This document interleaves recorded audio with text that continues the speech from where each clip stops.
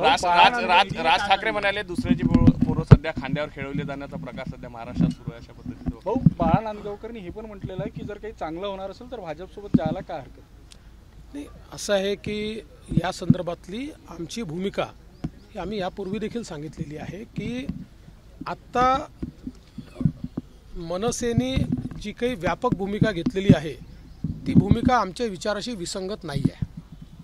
त्याच्यामुळे कसं आहे की आधी क्षेत्रीय अस्मिता जी आहे ती आम्हाला मान्यच आहे. महाराष्ट्रात राहून मराठी माणसाबद्दल बोलणं हे योग्यच आहे, ते केलंच पाहिजे. मराठी माणसाचे सगळे अधिकार प्रोटेक्ट केलेच पाहिजे, पण त्याचसोबत एक व्यापक भूमिका देखील असली पाहिजे. एक्सक्लुजनची भूमिका असू नये असं आमचं मत होतं.